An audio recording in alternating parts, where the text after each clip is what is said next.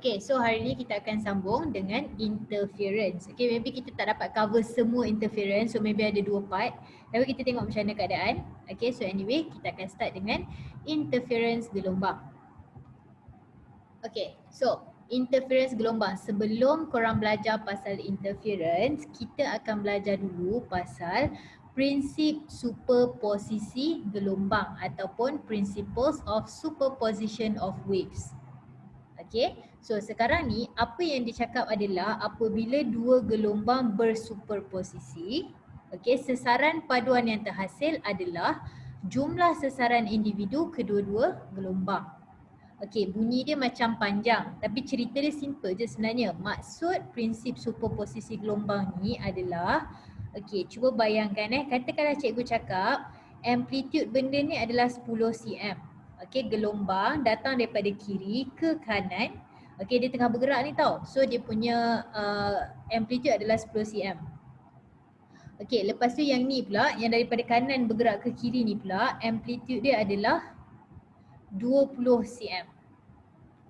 Okay, so cikgu ulang, daripada kiri 10 cm, daripada kanan 20 cm. So diorang akan bertemu dekat tengah-tengah ni tau. So dekat tengah-tengah ni, waktu dia bertemu, korang rasa berapa ketinggian dia? Bila dia bergabung tu kan dekat tengah-tengah, rasa-rasa ketinggian dia berapa?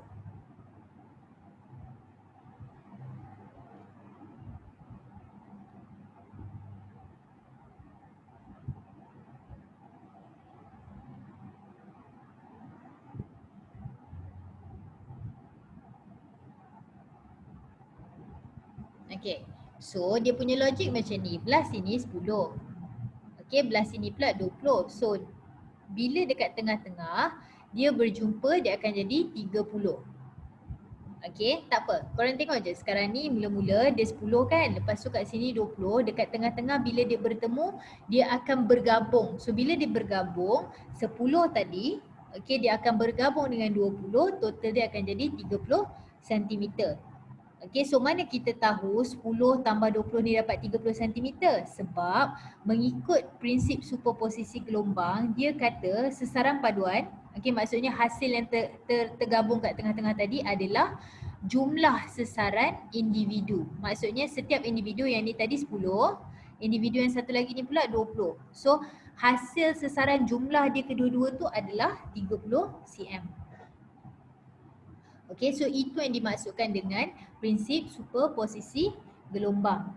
Okay, so yang ni belum masuk interference lagi tau. Ini baru prinsip superposisi gelombang. Di mana dua gelombang bila dia bergabung, okay, kita tahu ketinggian dia tu sesaran paduan adalah hasil tambah kedua-dua gelombang. Okay, setakat ni boleh lagi tak? Faham ke maksud cikgu? Okay, kita test kejap. Katakanlah kita tukar. Katakanlah cikgu cakap yang ni 25. Yang ini 60. Saya try. Kalau dekat tengah-tengah ni bila dia berjumpa dapat apa?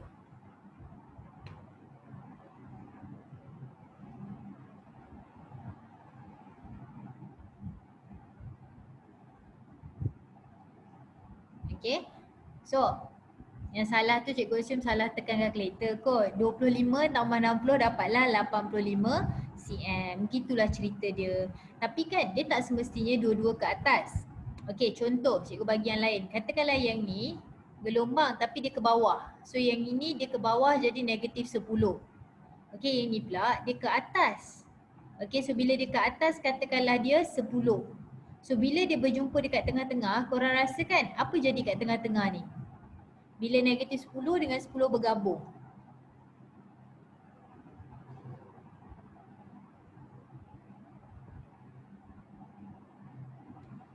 Okay. So konsep dia adalah sama je macam tadi. Tak ada amplitude, so kosong cm. Okay, so basically kat tengah-tengah tu dia just flat sahaja. So bila dua wave, okay, dekat tengah-tengah tu dia bergabung, dia akan jadi flat. So apa yang kita buat sekarang ni adalah berdasarkan prinsip superposisi gelombang. Okay, so sekarang ni kita tengok yang seterusnya sekejap. Okay, so Untuk dapatkan interference, okey, sekarang baru kita nak masuk interference. Interference adalah superposisi yang tadi tu kan. Okey, dua atau lebih gelombang dari sumber gelombang yang koheren. Maksudnya sekarang ni untuk melakukan interference, kita kena at least ada dua atau lebih gelombang daripada sumber yang koheren. Okey, korang just hafal maksud gelombang koheren adalah frekuensi sama. Okey, konsep dia macam ni. Katakanlah ada wave datang daripada sini. Daripada kiri ni datang macam ni. Okey, satu lagi wave dia datang macam ni. Okey, kalau korang tengok dekat sini, frekuensi dia sama ke tak sama? Wave yang A ni dengan B. Korang tengok kan berdasarkan bentuk ni, frekuensi dia sama ke tak sama? Okay, so untuk tahu sama ada frekuensi tu sama atau tak sama, korang tengok dia rapat tak rapat, dia punya rapat tu. So dalam kes ni, A lagi rapat, B jarak-jarak sikit. Okay, jadi kita consider dia punya frekuensi tidak sama. Okay, so sekarang ni bila dia tidak sama, maksudnya dia bukan gelombang yang koheren. Sebab syarat koheren tadi frekuensi dia kena sama. Jadi bila A dan B bukan koheren, okay, bila dia bergabung dekat tengah-tengah ni, adakah interference berlaku? Cikgu ulang soalan. Kalau A dengan B dia bukan koheren. Koheren tu syarat dia frekuensi dia sama. So sekarang ni frekuensi tak sama. Okay, so dia tak koheren. Jadi dekat tengah-tengah bila dia bergabung, adakah interference boleh berlaku?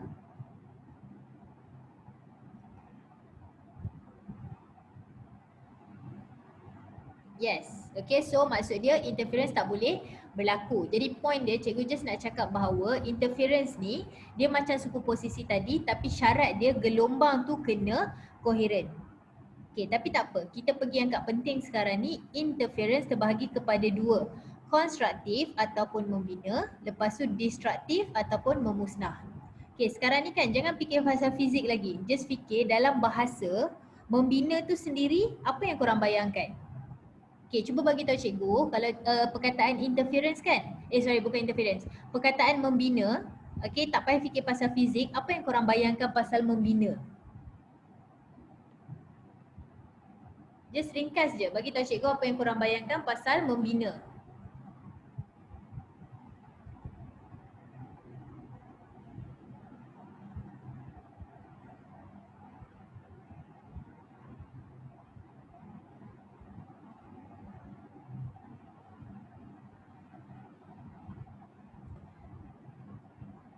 Okay, so semakin banyak bangunan, tambah-tambah, bina sesuatu, yes, betul lah tu. Okay, sama juga kalaulah memusnah dia terbalik lah. Kalau memusnah dia terbalik, maksudnya kalau semakin banyak dia jadi semakin sikit. Kalau bangunan dia jadi roboh. Okay, kalau tadi tambah-tambah, memusnah kita tolak-tolakkan dia. Okay, lepas tu kita kalau membina tu bina something, kalau musnah kita musnahkan something. Okay, guna benda tu, apa yang korang bayangkan tu, sekarang kita nak tengok interference. Okay. Tengok dekat sini, kita ada 3 situation. 1, 2, 3. Korang kena bayangkan gelombang tengah bergerak. Okey, gambar yang pertama ni adalah gelombang X datang daripada kiri, gelombang Y datang daripada kanan. Okey, dia tengah bergerak tau. Air ni tengah bergerak. So dia bergerak, dia akan bertemu dekat tengah-tengah ni. Okey, waktu dia bertemu tu macam ni rupa dia. Mula-mula dia rendah je kan. Okey, tapi sekarang dia dah tinggi. Daripada A dengan A, dia dah jadi 2A. Okay, selepas tu dia akan teruskan perjalanan. Dia orang takkan stuck dekat tengah-tengah tau. Maksudnya X dari kiri pergi ke kanan, Y dari kanan akan pergi kiri. Dia akan jumpa kat tengah-tengah sebanyak 2A. Tetapi dia tidak akan tiba-tiba stuck je dekat situ. Dia akan teruskan pergerakan dia. Jadi Y tadi kan sedang pergi ke kiri, dia akan teruskan perjalanan. Okay, yang ni dia akan teruskan perjalanan. Kiranya macam kat tengah-tengah tu dia salam, lepas tu dia jalan lah. Okay, dia jumpa, dia salam, dia bergerak ke jalan asal. Okay, sekarang ni interference berlaku dekat tengah-tengah ni semasa superposisi sebab dua gelombang ni adalah gelombang koheren. Okay, so dekat sinilah berlakunya interference. So mula-mula kita ada A, sekarang kita ada 2A. Jadi soalan cikgu adalah ini interference yang kita kira yang mana satu? Konstruktif, membina atau destruktif, memusnah.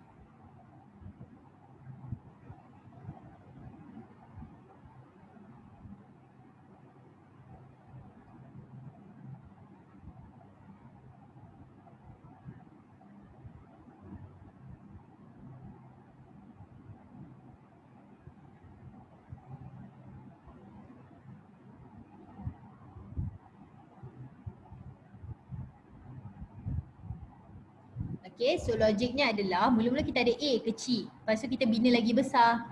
So dia membina. So jawapan untuk benda ni adalah constructive interference ataupun membina. Okay, settle. Ingat kalau antara puncak dengan puncak dia akan membina. Okay, sekarang kita tengok yang seterusnya. Okay, masih lagi sama rupanya. Okay, sekarang. Okay, yang ini kita ada lembangan. Okay, lembangan ni negatif A. Negatif A ini pun negatif A juga. So sekarang ni dia bergabung dekat tengah-tengah dia jadi negatif 2A. Lepas tu dia meneruskan perjalanan dia. Sekarang ni interference berlaku dekat tengah-tengah ni. Okay, kita panggil dia interference apa?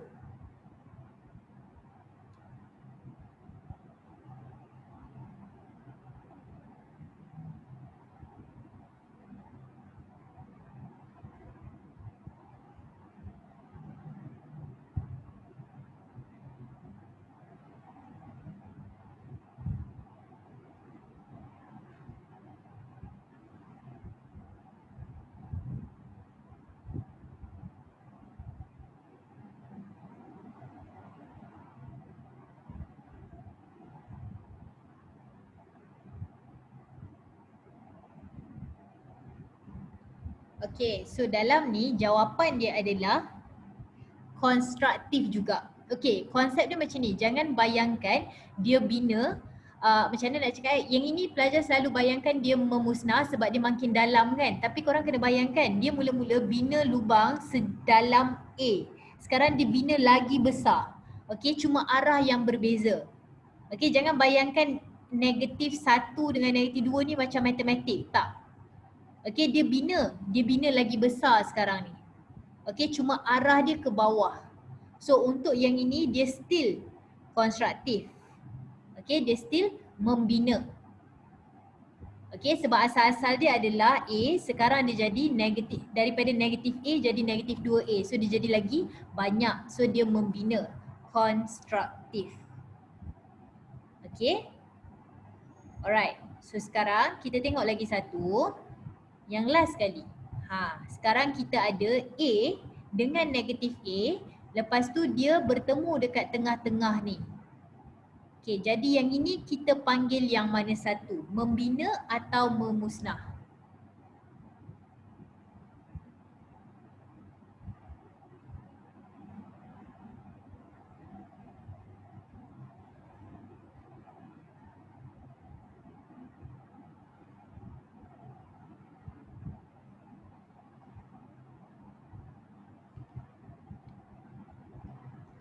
Okay, so sekarang ni nampak tak mula-mula kita adalah A tu kan? A negatif A tak kisahlah. Tapi sekarang ni kita dapat kosong. So nampak tak daripada ada kepada tak ada. So sekarang kita consider sebagai destruktif ataupun memusnah. Okay. Alright, so sekarang ni kan nak bagi korang senang ingat lah. Rasa macam tak ada masalah sebab dia just logik. Tapi katakanlah. So korang just bayangkan kalau fasa sama, meaning puncak dengan puncak atau lembangan dengan lembangan, bila dia bergabung dia adalah bina. Okay, cuba bayangkan orang ni sama fasa dia, pendapat dia sama so dia boleh bina something. Okay, tapi kalau fasa tak sama, fasa lain, okay, maksudnya seorang nak benda lain, seorang nak benda lain. Jadi dia hanya akan memusnahkan antara satu sama lain. Itu just cara nak ingat lah. Okay, so kalau fasa dia berbeza, dia memusnah. Tapi kalau fasa dia sama, dia tolong membina. Okay, ini adalah jenis-jenis interference. Setakat ni, boleh lagi tak korang?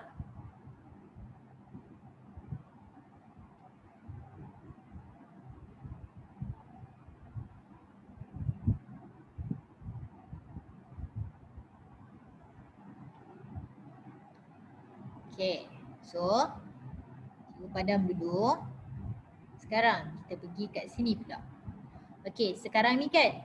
Okey, korang kena tengok gambar ni. Nanti cikgu akan share video untuk gambar ni.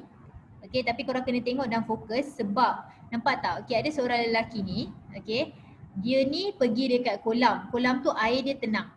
Okey, tiba-tiba dia ambil bola. Okey, kat tangan dia ni macam ada apa? Macam apa-apa.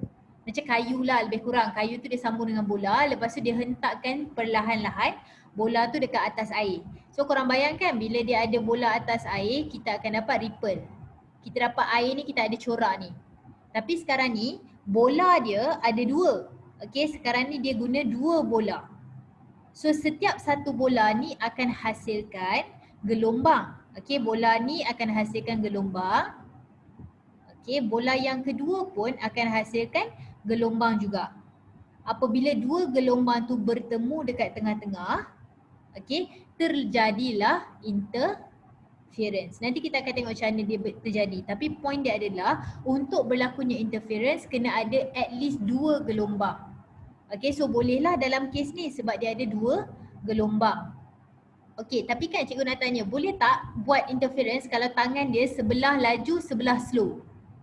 Kiranya waktu dia ketuk bola ni dekat atas air, boleh tak kalau dia buat sebelah laju, okey, sebelah lagi dia buat slow. Boleh tak kita consider sebagai interference?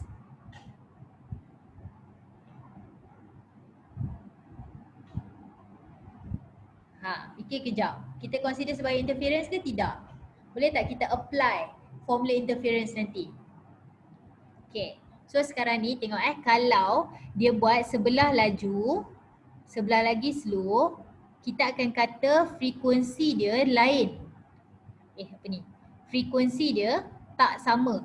So bila frekuensi tak sama tu yang tadi tidak koheren. Sebab syarat untuk interference adalah dia kena koheren. Bila frekuensi tak sama, tak koheren, jadi tidak boleh terjadinya interference. Jadi apa-apa formula yang kita pakai lepas ni untuk interference tak boleh apply. Okay, so point dia untuk dia buat benda ni, tangan dia kena bergerak serentak. Okay, dengan kekuatan yang sama untuk hasilkan interference. Okay, so sekarang ni tengok ni bola ni kan. Okay, kita tengok gambar ni. Nampak macam serabut kan? Yes, betul. Tapi tak apa, kita go through satu-satu. So sekarang ni, kalau korang tengok ni adalah bola. Bola yang warna merah kat bawah, biru dan juga merah. So korang kena bayangkan biru dan merah ni adalah bola hijau tadi. Okey, bola hijau yang orang tu pegang tadi kan? Okey, so bola, contoh bola belah kiri, bila dia ketuk dia akan hasilkan gelombang ni. Gelombang yang ni. Yang ni. Okey, dia akan hasilkan gelombang. So, sama juga dengan bola belah kanan, dia akan hasilkan gelombang juga. Okey, jadi sekarang ni merah dan biru kat bawah ni basically adalah sumber gelombang. Okey, so garisan merah dan biru ni adalah garisan-garisan gelombang. Jadi kalau korang perasan, contoh fokus pada warna biru dulu. Warna biru ni ada garisan yang penuh, ada garisan yang putus-putus. So yang penuh ni kita consider sebagai puncak, crest lah. Yang putus-putus ni lembangan. Okey, so sekarang ni sama juga dengan merah. Cuma merah ni puncak dan lembangan untuk sumber yang belah kanan. Okey, cuba tengok jap, try kejap seminit. Cuba korang tengok dekat sini, cikgu pergi balik kat sini. Okey, nampak tak? Yang ni, ni maksud cikgu. Okey, kita ada bola ni kan. So bola ni dia ada, dia punya puncak, lepas tu dia ada lembangan. Lepas tu kita ada puncak balik. Apa ni? Tapi lembangan. Lebih kurang macam tu lah. Okay. So, inilah hasil dia bila kita lukis. Okay. Setakat ni, bila korang tengok gambar ni, korang faham tak maksud cikgu benda ni? Maksudnya gambar ni adalah benda yang sama dengan rajah ni. Boleh bayang tak? Sebab kalau tak boleh bayang, tak boleh nak buat apa ni? Kena bayang dulu. Puncak dan lembangan mesti cikgu typekan.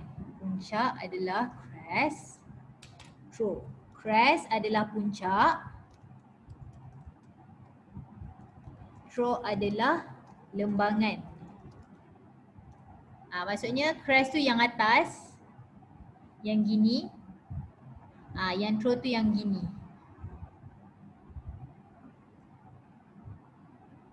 Okay, dah So sekarang ni, daripada sini, korang tengok. Cikgu akan bulatkan sesuatu kat sini. Cikgu nak bulatkan yang ini sekarang. Okay, jap. Kita buat besar sikit. Okay, cuba korang tengok gambar ni. Yang ni. Yang cikgu bulatkan ni antara, kita tulis kat sini lah supaya tak banyak korang kena type. Okay, puncak. Oh, jap. Sorry. Lembangan ataupun puncak lembangan. Okay. So korang just jawab 1, 2 atau 3 supaya tak payah nak type banyak-banyak. Okay, yang cikgu baru bulat tadi ni, yang hijau ni, yang mana satu? 1 ke 2 ke 3?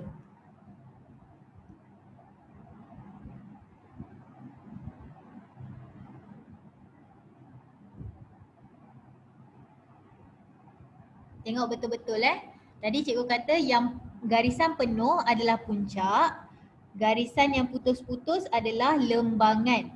Jadi yang cikgu bulatkan ni adalah nombor 2. Okay, so nombor 2. Jadi nombor 2 ni adalah lembangan dengan lembangan. So cikgu nak tanya, bina ke musnah?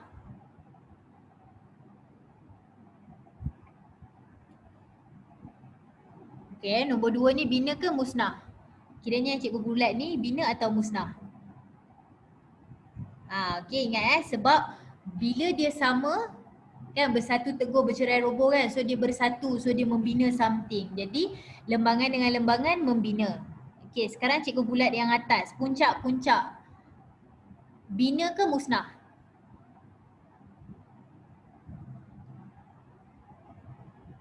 Okay, bina So ni lembangan, bina balik. Puncak, bina lagi. Lembangan, bina lagi. So nampak tak? Point dia adalah cikgu boleh buat satu garisan daripada bawah sampailah ke atas yang menyambungkan semua yang sedang membina. Okay, semua yang cikgu bulat ni walaupun ada campuran puncak, lembangan-lembangan, tapi semua tu adalah membina. Dan bila dia membina, garisan ni kita panggil sebagai garisan antinode. Okay, ada buku pakai antinodal. Bahasa Inggeris pun sama je. Okay, cuma bahasa Inggeris dia ada DE kat belakang tu, antinode. Okay, tapi point cikgu adalah apabila kita bulat-bulatkan interference yang membina, lepas tu kita buat garisan panjang, nama dia adalah garisan antinode. Ingat tau, jangan terbalik-terbalik. Okay, tak apa, ada masa lagi, jangan risau korang. Study, okay. So anyway, nama dia adalah antinode. Okay, sekarang ni kita try yang lain pula. Kita try yang ni. Warna lain lah. Warna pink. Okay, so yang ni bina ke musnah? Yang cikgu baru bulat tu. Puncak, lembangan. Bina atau musnah?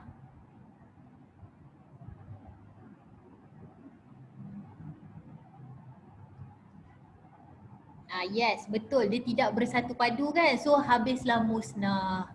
Jadi bila dia musnah, okay, sama juga dengan kawan dia. Perasan tak? Sebenarnya kita boleh buat satu garisan. Okay, tapi kan dia makin ke tepi, dia makin sengit. Dia takkan sentiasa semua straight. Okay, tapi bolehlah nampaklah juga. Yang penting korang nampaklah garisan ni, point dia. So, tak jadi. Sekejap, sabar. Teluk sikit. Okay, so yang ini adalah bulatan-bulatan, okay, yang cikgu bulatkan untuk menunjukkan memusnah. Okay, garisan yang menyambungkan mereka tu kita panggil garisan node ataupun garisan nodal.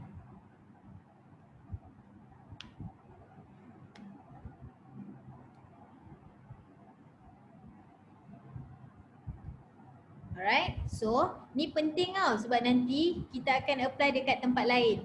Dia macam korang kena tahu benda ni barulah untuk selepas-selepas ni dia make sense. Okay, sekarang kita ada antinode dan node. Okay, cikgu bagi korang masa sekejap untuk brain. Kalau ada apa-apa nak tanya, boleh tanya dekat cikgu.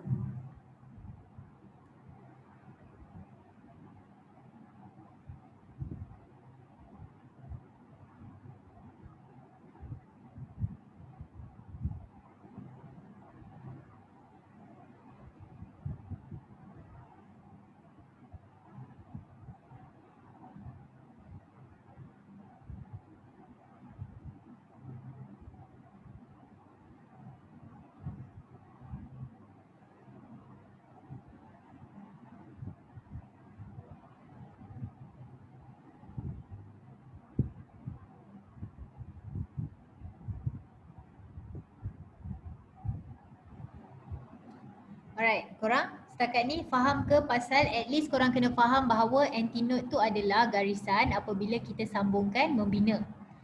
Note adalah garisan apabila kita sambungkan memusnah. Okay. Faham? Cikgu nak padam ni. Kita proceed to the next one ya. Okay, boleh juga nak ingat macam tu. Siapa yang rasa macam susah nak ingat note dengan cikgu ingat cara lain. Tapi siapa yang rasa macam susah nak ingat, kawan korang ada seorang dia bagi tahu kalau membina ingat antinote sebab antinote lagi panjang perkataan dia daripada note. So bila panjang sebab kita bina. Nampak tak? Note ni pendek sebab kita musnah.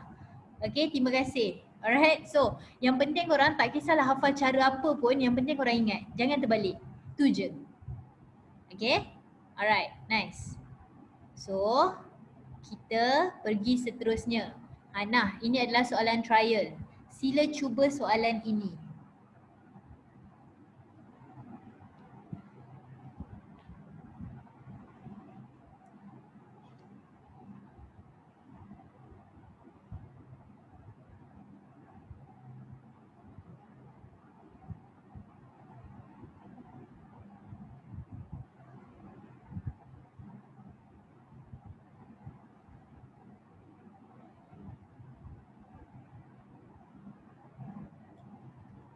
Okay, semua orang bertenang, jangan main jawab je, tengok dulu betul-betul. Setakat ni cikgu ada 3 jawapan. Semua lain-lain.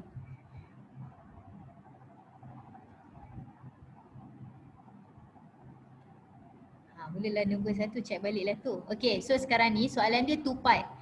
Okay, yang pertama dia minta interference dekat X. Okay, jangan tengok Y je, dia nak X juga. So X adalah antara puncak dengan puncak. So bersatu teguh. So bila dia puncak dengan puncak, dia membina. So C dengan D confirm salah.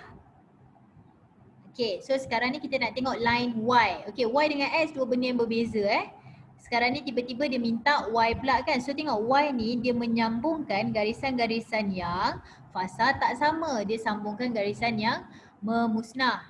Okay, so bila garisan yang memusnah, ingat tadi musnah kan, bila musnah perkataan tu jadi pendek. So nodal, jawapan dia adalah A. Alright. Brain jap, fikir dulu. Dah faham bagi tahu cikgu, kita proceed.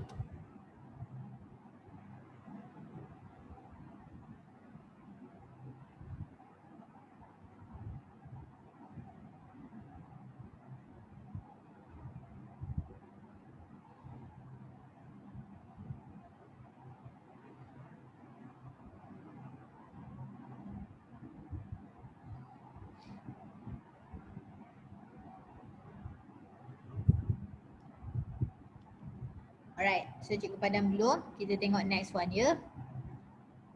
Okay. So sekarang kita baru nak masuk formula.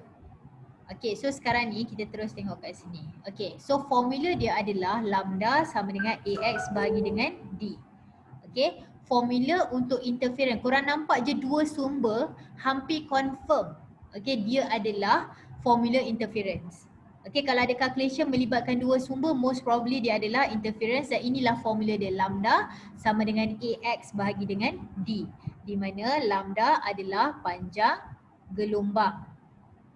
Okay, so jarak antara dua puncak ataupun dua lembangan. Okay, A adalah jarak separation antara dua sumber. Okay, tengok yang ni kan dalam exam dia bagi formula ni. Isu dia pelajar tak ingat siapa dia orang. Maksudnya siapa A, siapa X, siapa D. Jadi kena fahamkan, nanti korang boleh ingat. So A adalah jarak antara dua sumber koheren. So inilah kita punya bola tadi. Kan kita cakap pasal orang tu dekat tasik tu dia ketuk bola kan. Bola ni hasilkan gelombang, jadi bola ni lah sumber gelombang. Jadi jarak antara dua bola ni adalah A. So A adalah jarak antara dua sumber koheren. Okay. So, lambda sudah, A sudah. X. X adalah jarak antara dua nod atau dua nod antinodal yang bersebelahan. Okay, tengok cikgu nak tanya. Garisan hijau ni nod ke antinod? Cuba tengok. Rasa-rasa garisan hijau nod ke antinod?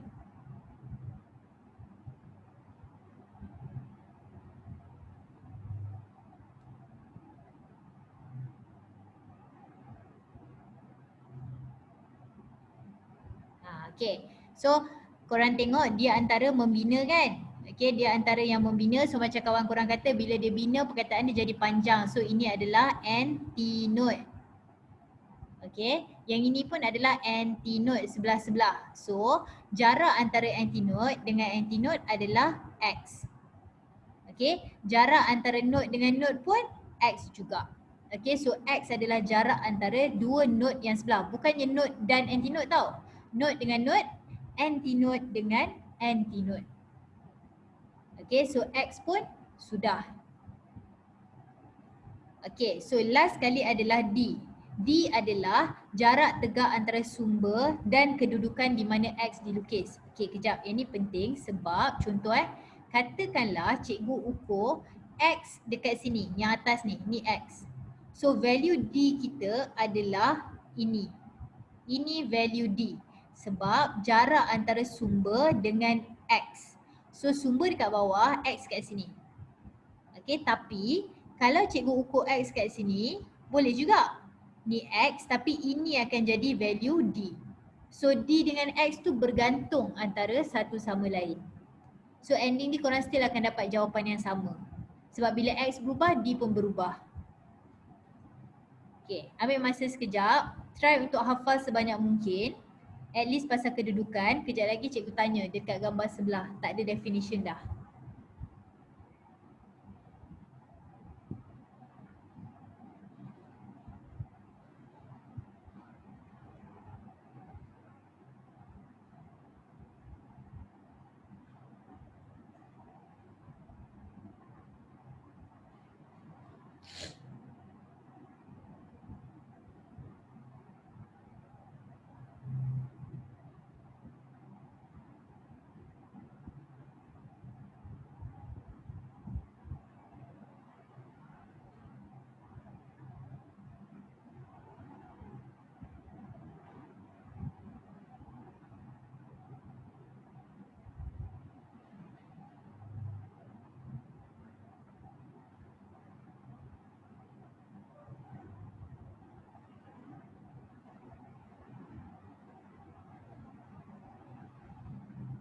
Okay, dah kot? Dah hafal Cikgu padam. Okay, sekarang ni. Ni formula dia. Okay, jap sabar-sabar cikgu tanda dulu. Okay, ini yang mana satu? Antara dua tu, yang mana satu?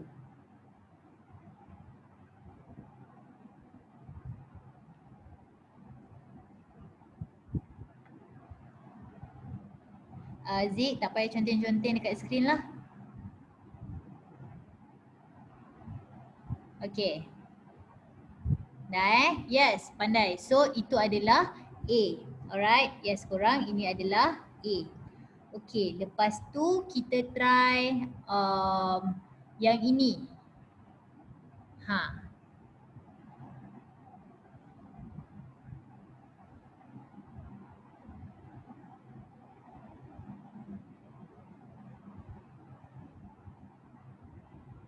Yes, very good. So ini adalah X. Sebab jarak antara node dengan node. Antinode dengan antinode. Okay, so kalau situ adalah X, ini adalah apa?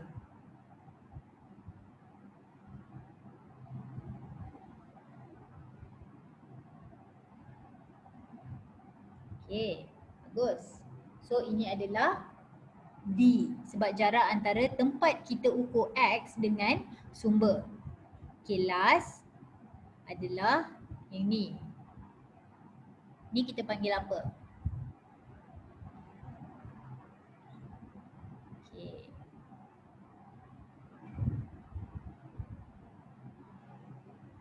Okay, bagus. So basically wavelength, panjang gelombang, lambda, semua tu lah.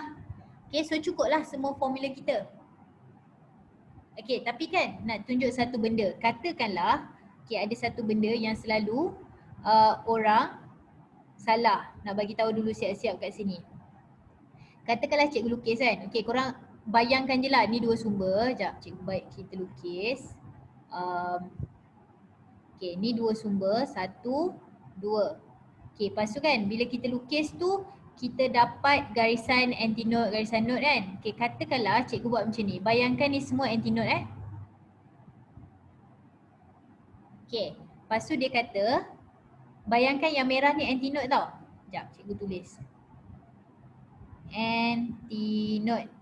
Okay, so sekarang ni cikgu cakap ini adalah 20 cm. Okay, so sekarang ni soalan cikgu adalah berapa value X? Maksudnya bila kita nak buat calculation, berapa value X?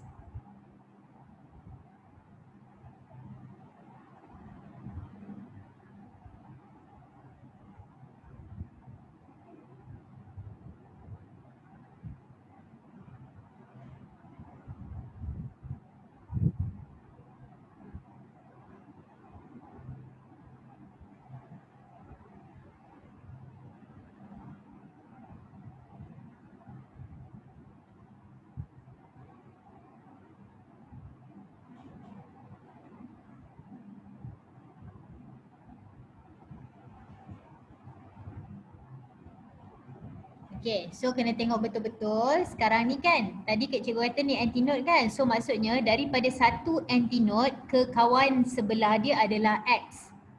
Jadi kita ada 1, 2, 3, 4. So yang kita dah ada adalah 4X sama dengan 20 cm. Jadi X adalah 5 cm. Okay, hati-hati dengan benda ni. Kiranya kan kalau nak buat calculation, biasanya paling jauh, paling susah dia orang boleh buat adalah tiba-tiba dia tak bagi direct X. Dia bagi value macam ni. Okay.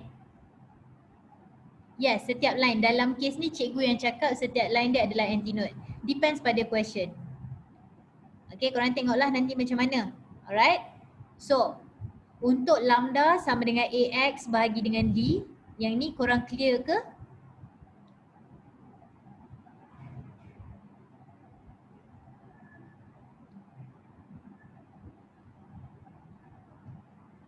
Okay, so cikgu padam dulu. Kita try tengok. Okay, korang nampak tak? Dia macam bagi cikgu lah, dia menarik sebab cuba tengok. Yang ni, tadi kan bola ni, okay, bila kita ketuk tu, dia memang akan hasilkan dekat air, nampak tau pattern tu, garisan tu kita nampak. Macam contoh ni, garisan ni flat kan? Dia flat sebab dia adalah node, dia memusnah. Kan kita belajar kalau memusnah, kita ada puncak, lepas tu kita ada lembangan, lepas tu dia jadi kosong, flat kan? Nampak tak? Memang nampak benda tu. Okay, so sama juga dengan benda ni, dia flat. So ini adalah garisan node kita sebab dia memusnah. Okay, tetapi yang tengah-tengah tu, yang sebelah dia antara dia tu pula adalah garisan antinode. Okay, sebab dia lebih tinggi. Okay, so maksudnya kan yang puncak akan gabung dengan puncak, so dia akan jadi double puncak dia. Okay, yang lembangan gabung dengan lembangan akan jadi double lembangan dia. So dia macam lebih tinggi. Okay, so inilah dia dalam kehidupan sebenar, ginilah rupa dia kalau gelombang air. Benda ni applicable untuk semua gelombang. Okay, tapi tu nantilah, maybe kita akan cover time lain, tapi idea dia adalah untuk air macam ni rupa dia. So kalau korang nak calculate, okay, katakanlah cikgu cakap daripada sini, mari sini kita test sikit. Kalau dari sini sampailah ke sini. Okay, katakanlah sini ke sini adalah 12 cm. Tak logik langsung tapi bayangkan je lah. Sini ke sini 12 cm. Berapa value X?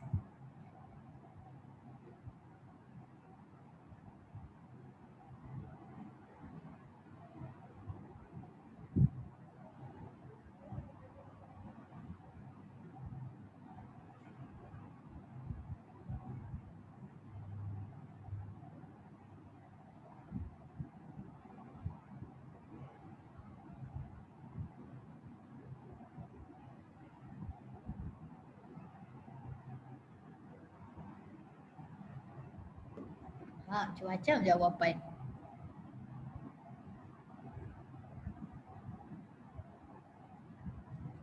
Okay, korang nanti praktis tau. Tapi tak apa. Sekarang ni cikgu tunjuk dulu macam mana nak dapat jawapan dia.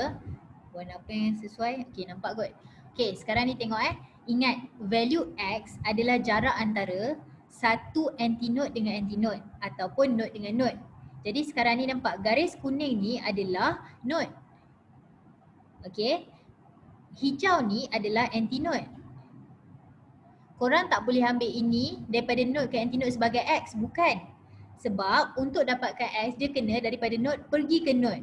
Maksudnya ini ke sini adalah X. So sekarang ni daripada kuning ke kuning tu korang punya value X. Kuning ke kuning. So sekarang ni ada 3 kuning ke kuning. Jadi 12 cm tu adalah untuk 3X. Jadi X adalah 4 cm. Kawan cari kawan. Okay, dia tak main dengan orang yang dia tak kenal dan orang yang bukan geng dia. Okay? Boleh? Dapat korang? Kena ambil garisan yang sama. Ya, sebab definisi untuk value X tadi adalah jarak antara node dengan node. Sebelah-sebelah. Okay, selain daripada tu antinode dengan antinode. Okay? Alright. So cikgu padam. Kita pergi dekat sini. Nah. Cuba jawab soalan ni. Soalan dia ada, ni soalan trial juga. Kira panjang gelombang bagi air.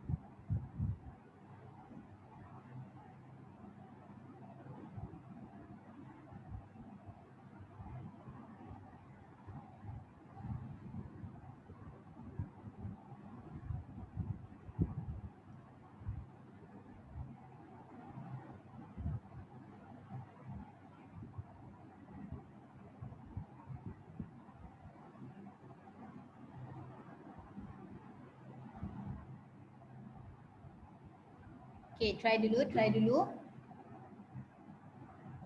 Oh, jap. Kalau lupa formula, lupa pula. Jap. Cikgu tulis. Lambda sama dengan AX bahagi dengan D. Okay, seminit. Cepat, try.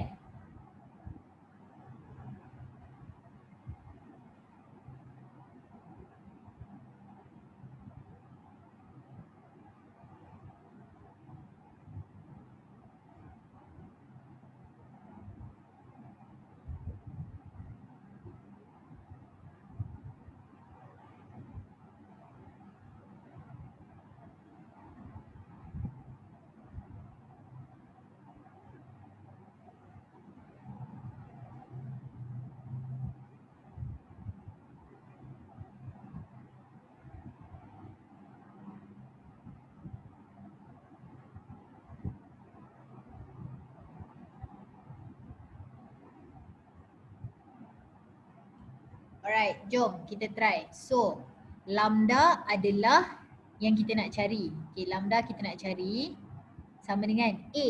A adalah jarak antara dua sumber. So, inilah sumber dia. So, jarak antara dua sumber adalah 4. So, A adalah 4. X. Okey, tengok Ingat X adalah jarak antara node dengan node. Okey, ataupun antinode dengan antinode.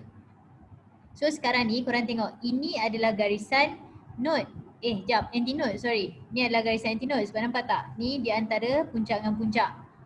So kalau dah ini antinode, sebelah dia node, sebelah dia antinode balik.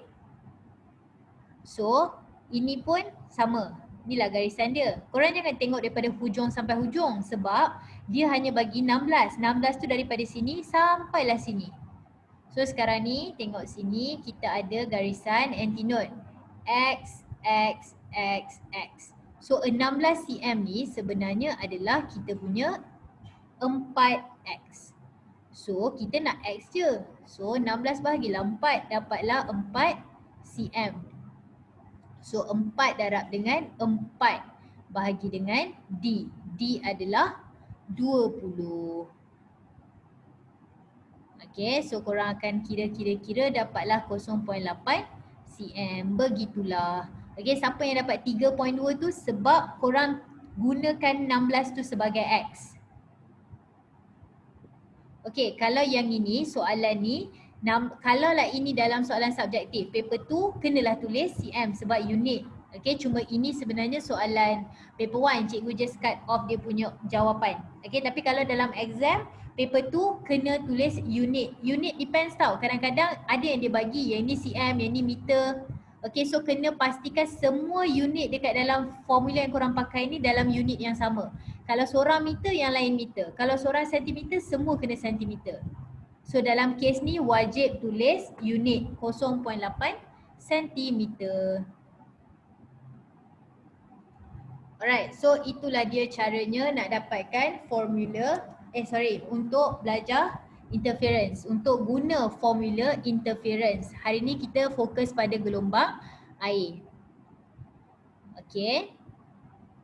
So, korang setakat ni okey ke? Ada apa-apa soalan nak tanya? Yes, betul. Bahagian 16 cm ni je. So, korang kena pandai-pandai tengok dulu setiap satu tu yang cikgu cakap. Formula ni senang je. Lambda sama AS per D. So, dia macam cara dia nak trik, ini je lah. Tak banyak cara yang dia nak trik. Ini saja. Ataupun kadang-kadang dia tukar-tukar unit. Selain daripada tu, biasanya tak ada apa-apa pun. Okay, lagi ada apa-apa soalan?